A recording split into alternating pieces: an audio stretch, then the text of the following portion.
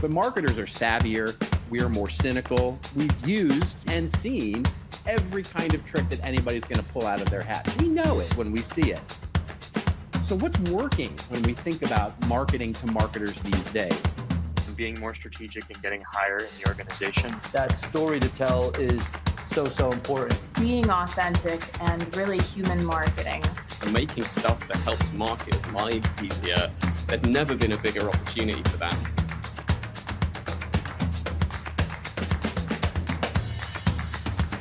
What I love about Content Marketing World is the community. I didn't realize how many content marketers there are of us out there. It's a really vibrant community of people that take what they do very seriously but have a lot of fun doing it.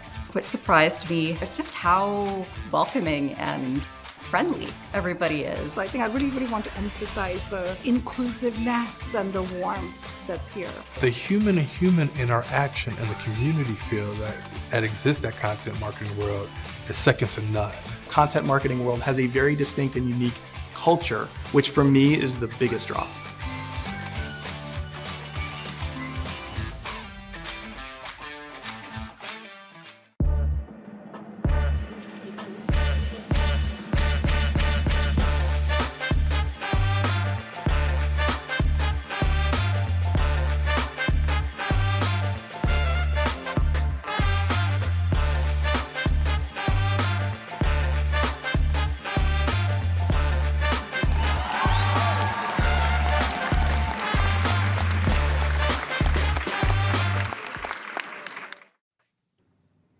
Hello, everyone. Thank you so much for joining us. This is Amanda with the Content Marketing Institute. I'm Sam. Happy you're here with us for another episode of Live with CMI. And I am joined, as always, by my awesome colleague, JK. JK, how are we doing today?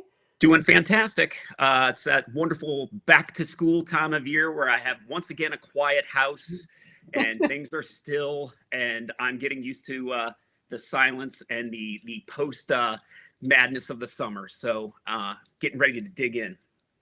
Yes, except for those dogs, right? The dogs are well, you know. The dogs are always around. Well, we have a great show lined up for you. We all know that we have to create more video, right? Video. But many of us still struggle with this. Or maybe we started to create some videos, but we're just not seeing the results that we want. But we hopefully have some help today, right, JK? We do. We have two fantastic guests. I'm really excited about this. First, we have Bean Porter with Grainger. She's going to be giving us some tips on where to begin with video strategy, as well as some advice on like some storytelling and distribution as well. And then one of our favorites, our buddy, A. Judge, will be showing us how to elevate our production level of the said videos. So I'm really excited for this show today. Yes, it should be great. And before we get to all that, we want to let you know that this live stream is brought to you by the Content Marketing Institute. If you didn't know, we are the leading training and education organization for all things content and marketing. You can head over to contentmarketinginstitute.com to see some more resources. And of course, we are getting very, very close to a big event this year. A quick reminder, Content Marketing World is just around the corner. I think, 2 months now? It's actually kind of scary now that I just thought of that. We got a lot of work to do, but we'll be in San Diego. And in case you missed it, we're excited that Issa Rae will be taking the keynote stage along with many, many other great speakers, including two that we talked to today. So head over to contentmarketingworld.com, check out the agenda, the speakers. If you decide to register, use our code here, it's live100, and you can save a little extra. We'll be excited to see everyone in sunny San Diego. So back to today's live stream. As you join us today, as always, give us a virtual wave, say hello, let us know where you're joining us from. You know, it always makes for a more engaging live stream when we hear from all of you. So if you have a question or a comment as we go along, please drop it in the comment section. JK, let's get started by telling them the question of the day. Yeah, let's get that ball rolling.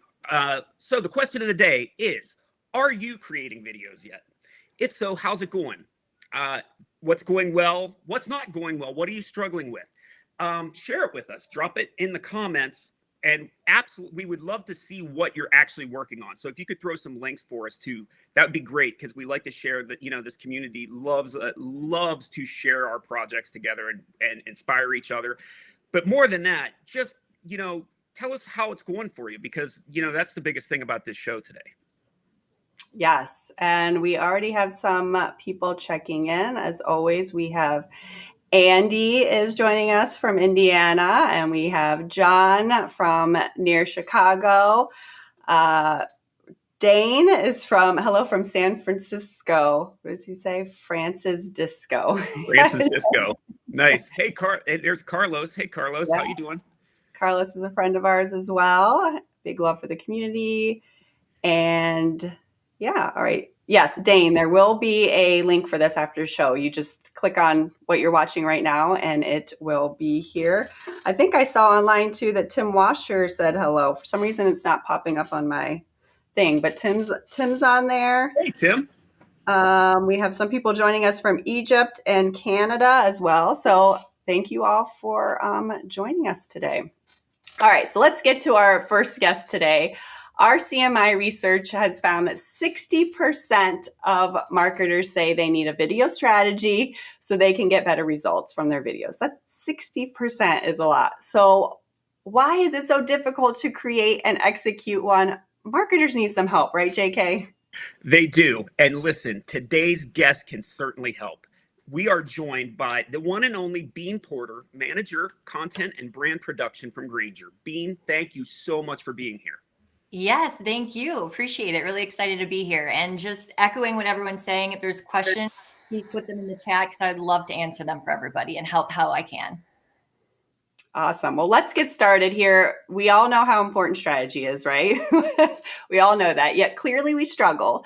So what is your advice on where do we even begin with our video strategy? Yes, great question. So I get that question a lot. So on behalf of your company, business, brand, whatever that may be, I think everyone wants video. Like the amount of times that I get, let's do a video, let's make a video, or I call them shower thoughts where, some exec came to you and you're like, this is a great idea. And you're kind of like, well, what do I do here? So you don't want to make videos just to make videos. And that's what I really want to nail down. Always think of your customer first. Start with the audience and what you want them to do. So start with thinking, what is the objective? What is the call to action? And what is it that you're wanting them to take away? So for example, we have a brand series that we're really wanting to focus on promoting the brand. So what do we do with that? We say we want to go ahead and get brand recognition. We want people to get to know us better, and we want people to know who we are and what we do. So that concept is just really about the engagement. So we created a whole series with compelling stories that feature different customers and what they do. Now that's one example, but if you're wanting to go ahead and have a more specific call to action and say, I need them to buy something, or I want them to know about my specific service, that's where you need to decide how to change the content and the type of video you're creating. And for example, there, I would create a 5-second YouTube bumper that promotes a specific product that drives to a landing page. So really, I think it's about starting with the customer always and what you want them to do. Great point. And so kind of going along with that, you touched on that, but how do we decide what different types of videos are we doing? And what kind of mix should we have, I guess? Like, long videos, short videos, testimonials, should they be emotional, educational? Like, how do we even decide? Yeah, I think, again, that really boils down to what you're trying to achieve. So for me, it's you have to know you want to get your video in front of the customer. So if you're wanting to do those short, digestible, real quick who we are, again, try to keep everything attention grabbing. Long form, I recommend doing 2 to 3 minutes. I find people drop at like the halfway point. So what you're trying to do is keep them engaged. So make sure if you're doing long, make sure there's a reason you're doing long. So whether it's you're telling a story or trying to create that emotional human element, but really also know what your plan is to measure success. That's another one.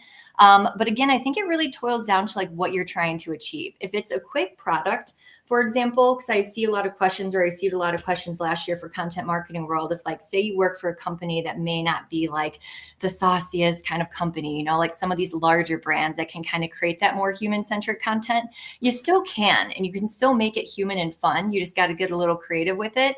But if you're really trying to sell a product, I mean, think if you were the audience, no one's going to watch, you know, except if it's like a big product unveil, like a 2 to 3 minute video on a specific product. So make it short, make it quick, grab their attention, and right away, you know what you want them to do, which would be click through to purchase.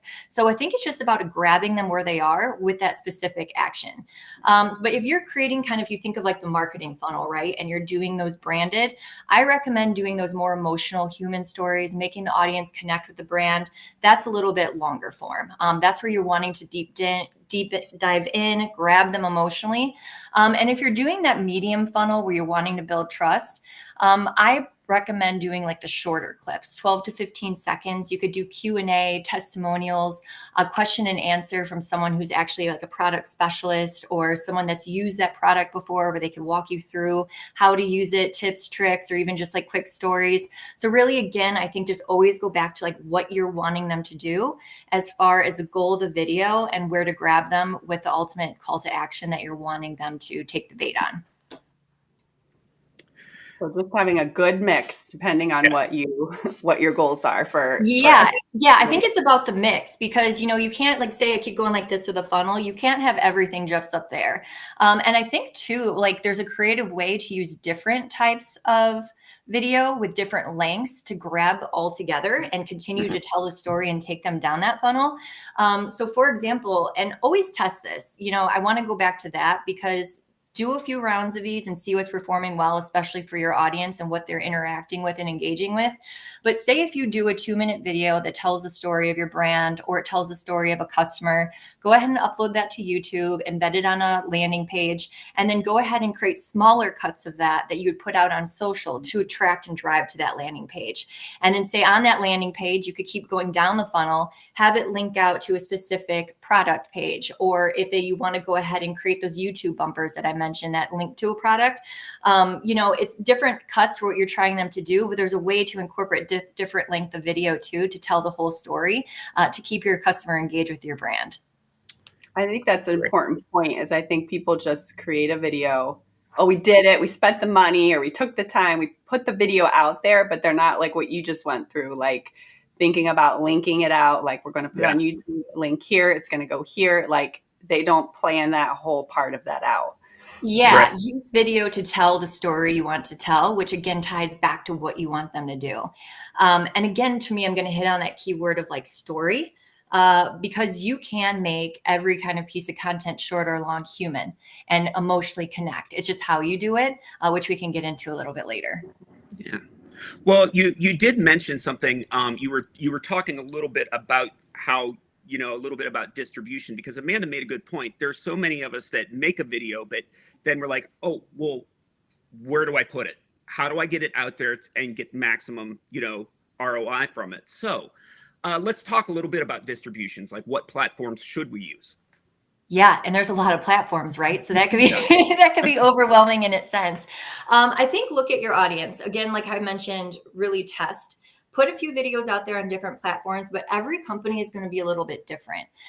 So say, for example, if you're a newsroom, your main platform might be X, YouTube, things like that. If you're a distributor or a reseller, or I'm just throwing out examples, you might find that your audience is primarily on Facebook and Instagram. You know, I think it's just playing around with finding where your audience is at. I say try them all and peel back, because then you can really understand, like, you know, what you don't want to do is just put content out there and it's not performing well, right? So you want to go ahead and put it out there, see what performs well, and then make decisions based on that. That's great. I mean, that really, you know, there's so many people that just think that, I mean, I know I've done it before, that, you know, oh, because this person, it's working for this person, it's going to absolutely work for me. I love that whole kind of like peeling the onion idea of, you know, get it to where you think where it could maximize. And then, hey, if it's not working, let's just peel that off, and then just really focus on the areas that are working. Yes, because video takes time. Like video is not a small, here, let's throw this together and put it out there. If you want to do it and do it well, it has to be thoughtful. And especially if you're wanting to tell the story of your brand, like you're wanting to map out the story. You want to make content that is great, that is relevant, and also a great representation of your business and company. So with that, it's no small venture to create video. It can take hours and hours and hours. So what you don't want to do is be creating video for a platform that you know you're not getting a return on.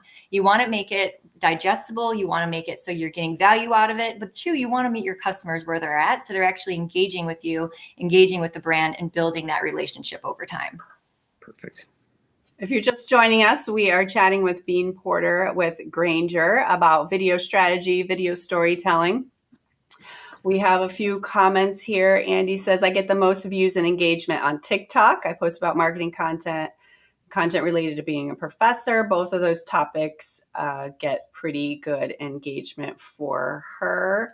Let's see. Alexandra says, I manage bulk B2B video content production for a small agency, leaning into thought leadership style content, position my clients to create conversation between them and the businesses. And then Carlos does have a question here. He says, what can manufacturers do to help their channels accelerate video? I'm assuming video production. Assuming you might have perspective. Is it simply as providing the videos? Are production planning, partnerships an option? Yes. So I kind of want to go in on the first question there and start there. So what can manufacturers do to help their channels accelerate video? If you work for a manufacturer, there are so many stories. And I think this again is tying back to the story. So you could do like hang out in that brand upper funnel of like do ASMR of the product being created. Obviously don't give any proprietary information away. You know, make sure when I say all this stuff, huge disclaimer that everything you put out there is approved. Because what you don't want to do is get in trouble when you're like, I just did all this great production and spent hours on it. And someone's like, absolutely not. So you don't want to do that. But as far as manufacturing, there's so many different ideas out there. You could go ahead and do the ASMR style. You could go ahead and even just follow the product down the line being made, giving tips about the product offering, what you're being made or what's being made, the day in the life. And even so, then you could do Q&As of the products and what are the questions you're receiving about the product? Like what do people call in to customer service about? For any industry, that's one side note I want to make is that is a huge amount of information that your audience is actually wanting to know. And you can start making videos and content off of that. But really as a manufacturer, again, you have to meet your audience where they are. So I'm not sure who your customers are, but that would kind of depend where you post and what platforms you're utilizing. But really, as far as the types of content, that is unlimited as far as the human stories you can tell there and make it personal. Get up and close in the product, follow someone making it. What's a day in a life? Even do a drone shot of, you know, the overall building walking in. And those could all be quick 10 to 20 second reels. Overlay it with some text. And I mean, there you go. And kind of showcase that human element behind who you are and what you offer. Yeah, I think that I don't know, maybe you're in the manufacturing industry, but I think it's so fascinating. Like, and when you're in different manufacturing verticals, like when you're in it, you probably don't think it's not very sexy, not very interesting. But I think that most people probably don't know what you do or what your product does. And it's like, you know, I think there's so many great stories to tell with different manufacturing. It's just kind of, yes. People buying.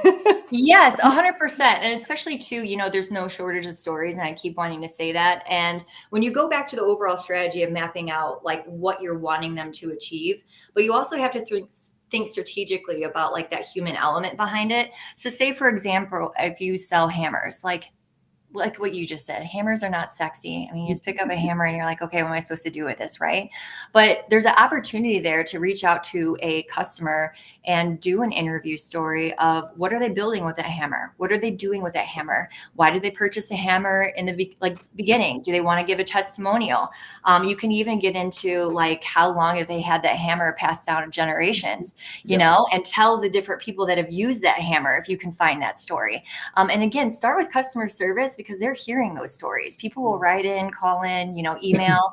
But that's a good way to make a product that may not be the sexiest, really cool and interesting. And you're creating that human connection with it and emotional connection with the audience utilizing video as a platform.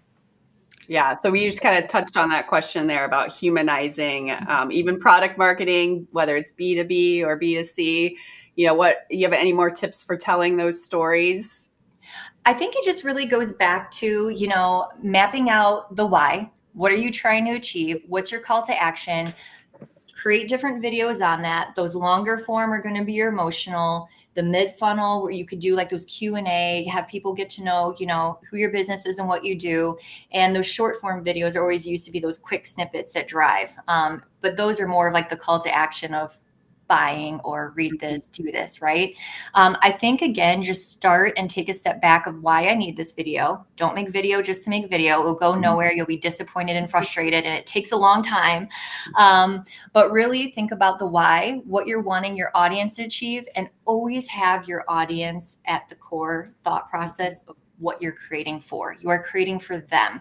So think about their interests, who your audience is, who they collectively are, what do they like to do after work. Especially, I'll go back to this manufacturing example. We're finding people, especially in like the trades, like they don't just go home, they go home and tinker, or they go home and continue to create. They build cars, they like racing.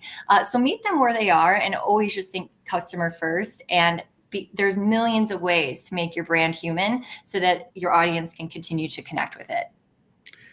That is so awesome. So I love that whole idea of, just kind of keep connecting with them as it's going. So now that we've talked actual creation and maybe a little bit of the storytelling behind it and distribution, let's talk a little bit about measurement. Yep. What kind of metrics make sense when you are trying to measure for your video? Yeah. And again, I'm going to go back to that funnel. That's a great question because, that's where too, you have to give yourself grace of really focus on like the why and the what. So if you had that upper funnel brand kind of content, your metrics are going to be very different from when you're creating like those short little bumper ads. So for example, like upper funnel, and metrics could be shares, likes, engagements, comments, like you're seeing people interact with you as a brand, right? And that's really what you want with that kind of content. But if you go mid funnel, so like kind of like those employee testimonial or customer testimonials or those employee customer service Q&A type videos, for example, metrics for that could be shares, likes, engagements, comments, calling in, those kind of engagements. And then if you're going lower funnel, well, actually, too, mid-funnel, you want to include like watch time spent on page, because you're using those to kind of drive. So take the upper funnel and mix it with a little bit more of the metrics that would be the watch time spent on page, because you're wanting to utilize those to drive more down the funnel and keep them engaged. But then to add on to that, if you have those small lower funnel, which is like those bumper ads where you have that very specific call to action, I mean, that could be the metrics of did they purchase? What did they do? Did they go to the site? Whatever that call to action is. So as you create that different types of content, the metrics change a little bit.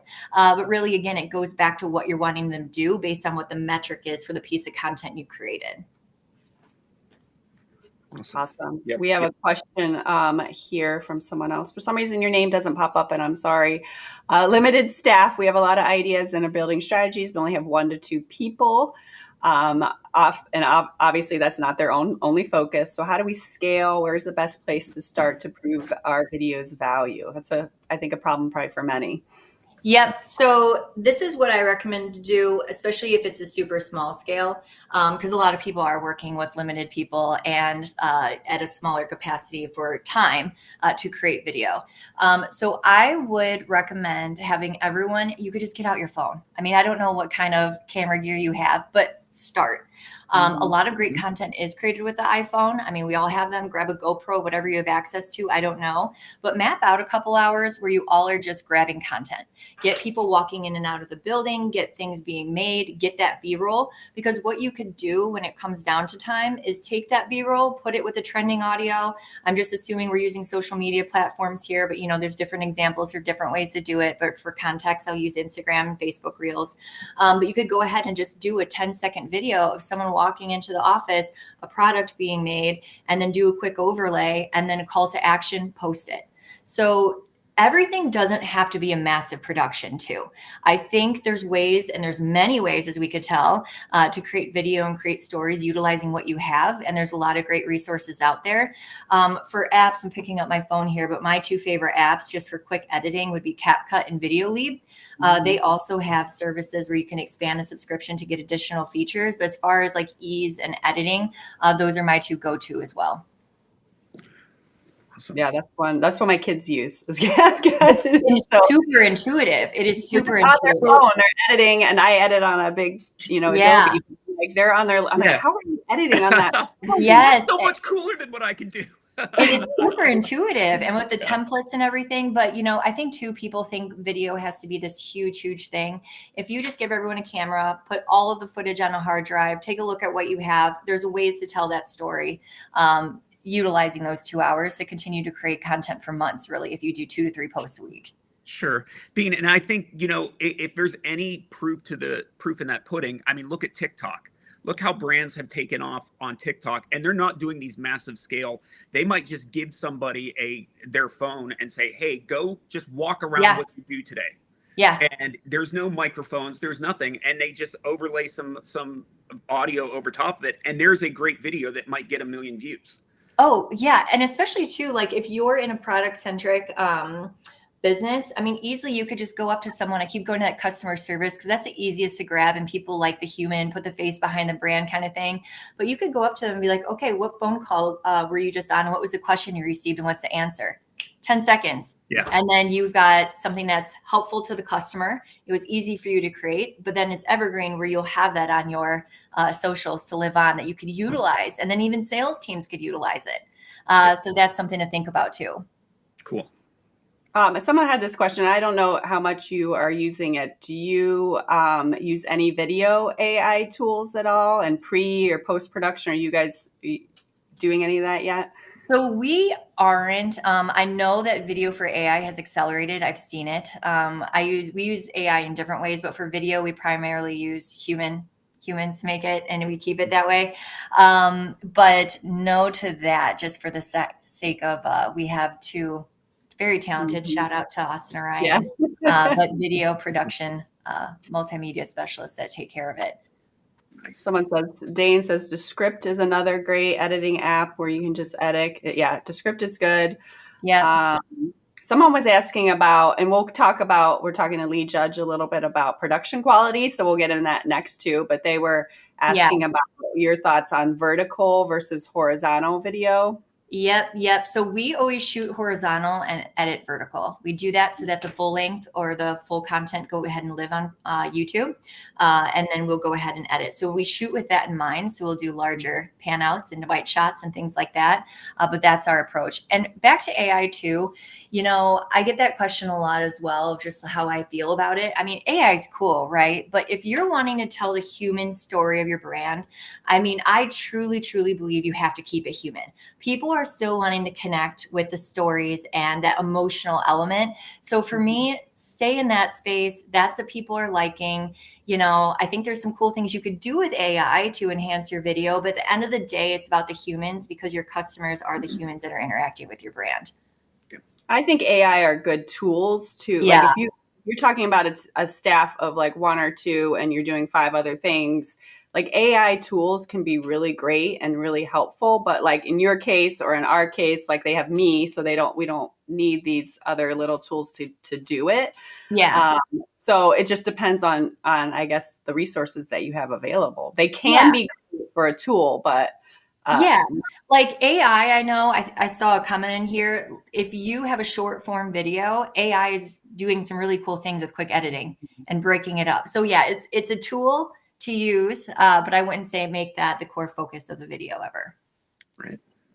Awesome. All right. Before we go, is there one final thought that you want to leave with marketers about video marketing? If there's anything you want them to walk away with, what would be your final takeaway? Yeah, I think it's piggybacking off of what we just said, is make it human. Every brand has a story to tell, and every product can have that emotional element to it. You know, I gave the examples before of like telling the story of the hammer, but don't get so caught up in like the what it is. It's how you tell the story of it, and everything has a story. I do want to say, if anyone wants to message me directly on LinkedIn, I'd be happy to brainstorm. If you ever get stuck or you just like certain advice or just different ways to think about things, please reach out to me. But I really think the core message that I would like to leave everybody with is make it human. Keep your audience top of mind. Who are you creating for? And meet them there. Awesome. For some reason, Tim Washer's comments aren't popping up on here, but Tim says, if you're going to do hammers, maybe get MC Hammer to be your spokesperson. Yeah, if you've got the budget, I mean, Right. I'm not going to say no to that idea, but you know, if you got the budget for that, by all means, Tim. If you have the budget and the pants, you're all good. Can't do it without the pants. Can't do it without the pants. All right, Veet, is there any, I know you mentioned your LinkedIn. How can people, if they want to learn more or about Grainger or you, how can they connect with you? Yep, LinkedIn, go ahead and shoot me a message. You know, you can always check out our YouTube channel to see all the work that my team and I has been doing, but really feel free to message me at LinkedIn. Always happy to have a conversation. And there's a great conversation going on in the chat today. So thanks for everyone who is commenting, like lots of great, everyone's sharing great tools, great advice. So thanks to everyone. We still have some more coming up after Bean here, but also you will be able to see Bean at Content Marketing World. Ooh, there she is. Speaking about video, and Bean, this is what, your second year? What did you enjoy? Like, what do you like about Content Marketing World? Oh my gosh, the energy. And I love that you get so many takeaways. You know, sometimes you go to a conference, you're like, okay, that was great general information.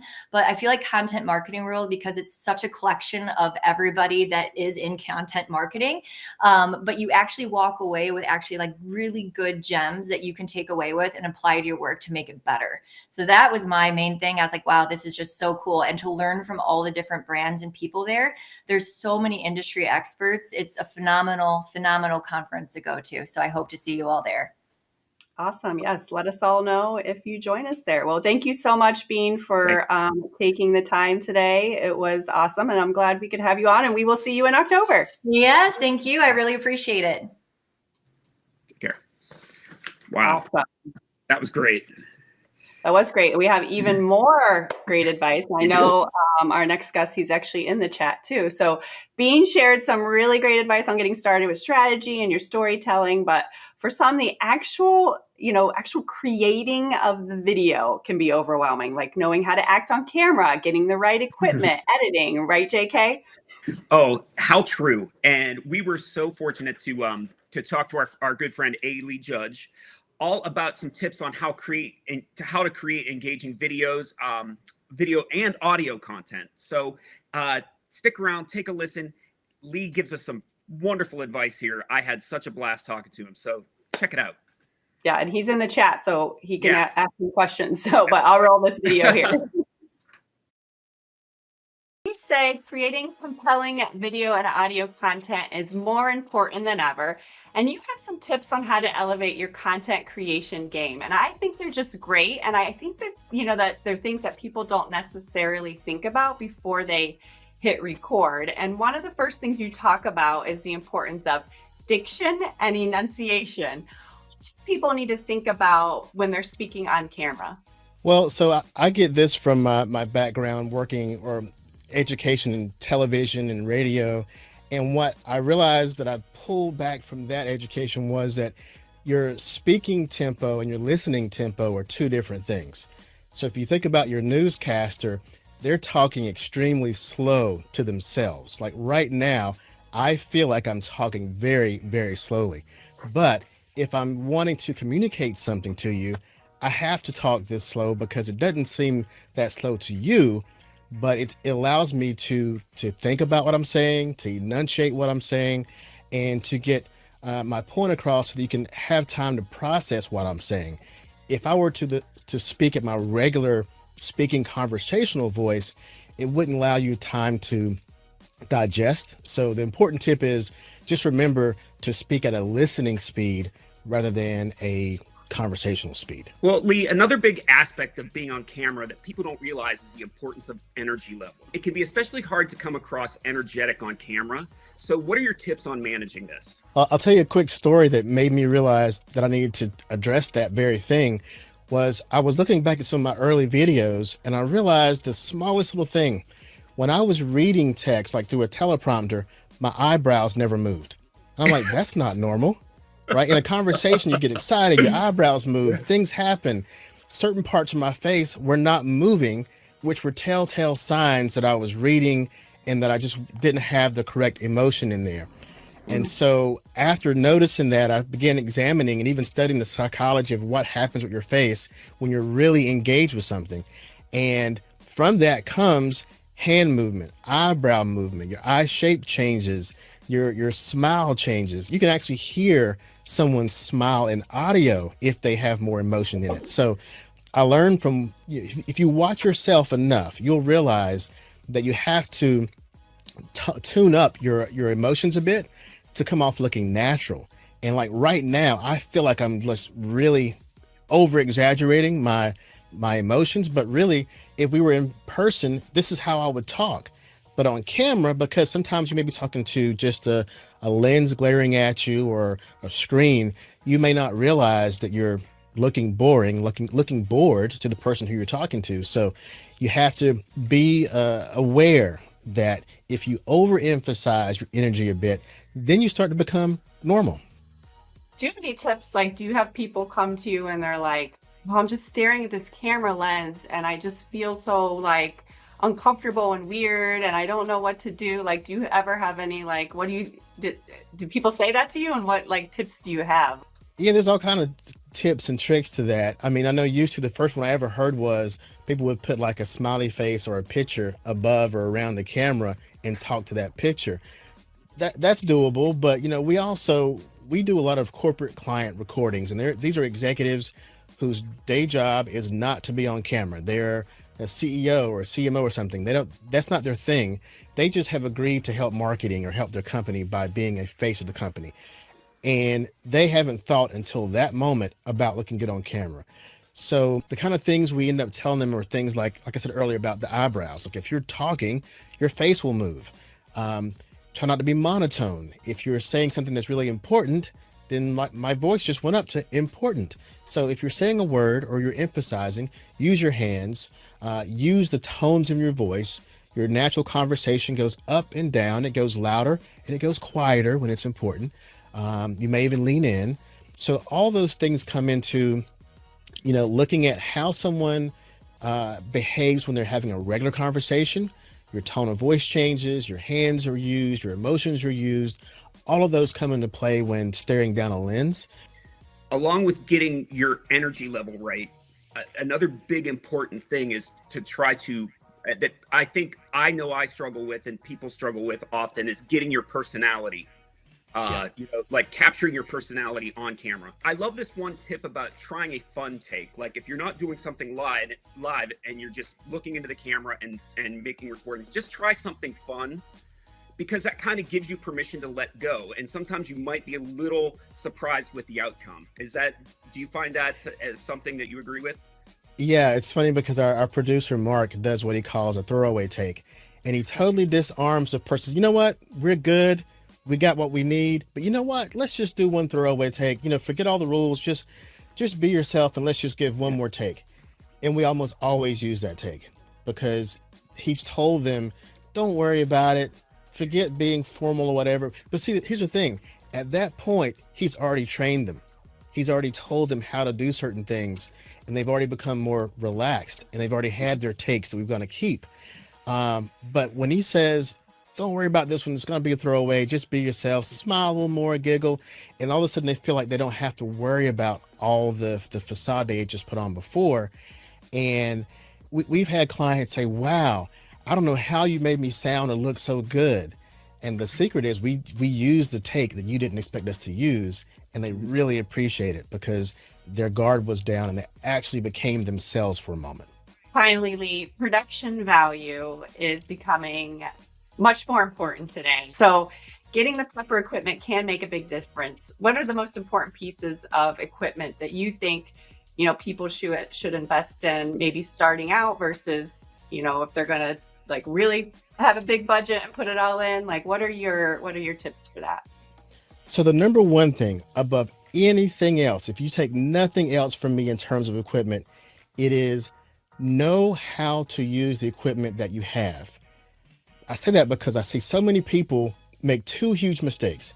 Either they get a piece of equipment that they saw someone else use that was cool. Like we have clients who say, oh, I got my own microphone. And then they have this gamer mic that they got off of Temu or something. It sounds terrible. Or they get a very expensive piece of equipment and use it horribly. We had a scenario a few months back where we had a client, we were doing 5 corporate shoots for them remotely. And we sent out these kits to them that have, a webcam, a lavalier microphone, and some little tripods to place things in the right place. And our coach helps them set it up for their shoot. But one person, they said, oh, you know what? Jim is great at this stuff. He doesn't need any equipment. He has all this stuff in his office. He's pretty cool. He has all this great stuff. He doesn't need a kit. So we said, okay, great. Jim thinks he has all this stuff. No problem. Shoot day comes up and here's Jim. He comes on with this expensive webcam that is a fisheye lens webcam. This thing is so fisheye, he was standing up. We could see his feet. That's how fisheye was. All like 3 walls were bowed. His window was rounded. His feet were in the camera and you can see top of his head. He probably spent $200-300 on this webcam. So that's my point. He thought he was doing all the greatest by buying all this equipment, and they could have been decent for whatever they were for, but people buy equipment without knowing the context of why. So you could have a Logitech webcam and a $20 lavalier mic and look way better than many people who have a $500 Shure mic and a DSLR. So know it first. But on the flip side of that, once you know what you're doing and you know what you're buying, you understand cameras and mics, then you can go all out. I mean, here's my behind the scenes. You don't need all this stuff. This is more than what you need. Quite elaborately. Yeah. Yeah. Well, you know what? Yeah. Well, here, what you see here are 5 different purposes. Like I have one for editing video over here on this big screen. I've got this for live, so I can see you and talk to you with the camera behind it. When I do instructional videos, I have this one so I can see my PowerPoint, which is shared here. This is a controls area. So these are different purposes. If you're only doing one thing, you don't need all this. Well, thank you so much. You have, as we know, you've shared here so much expert insight. Where can people find you or learn more about Content Monster? So it's easy, contentmonsta.com. I'm not from Boston, but it is MONSTA. I think it's on my shirt. Here we go. Contentmonsta.com. And yeah, check us out there and learn all about creating content and how you can create it for yourself, or we can help you create it for you and your company. And of course, Lee will be speaking at Content Marketing World again this year. What do you love most about Content Marketing World? You've been there 6-7 years. The community. I mean, it doesn't end when the show is over. We keep in touch. We help each other. We talk to each other. Like this. I mean, you called me up a few days ago and I'm like, sure, I'm on it. Send me a link. I'm there, because it's a relationship. It's a community. It doesn't just end when the conference is over. And so to me, it's like a big family reunion. I look forward to going and seeing the people. I always learn something, no matter how seasoned I am in one topic, there's something else I can learn. So yeah, learning and community, it's unbeatable. Well, thank you so much for joining us. Glad to be here. It's fun. How great was that, right? It was good. I think my favorite takeaway is the throwaway take, or whatever he said. Yeah. Like that was my biggest takeaway. I love that. I'm going to use that. For sure. I mean, I love, Lee, we chatted a little bit offline yesterday, a little bit more about that specific tip. And it's just so cool to learn that you can loosen people up. You give 5 or 6 takes, and then you just, like he said, that one throwaway take. So all their inhibitions are gone. And he goes, 90% of the time, that's the one they end up using. So that's pretty cool. I just think that's such a great tip. And for some reason, not everybody's comments are popping up for me to see on the live stream. But Kathy says, pace, remember your pace. You aren't talking just to your friends, but a whole new audience. Slow down in your delivery, like Lee said. And Yep. Tim says, know how to use the equipment you have, preach. That was also a really big takeaway too. Like so many people are trying to use all this fancy equipment, but they don't even know how to use it correctly.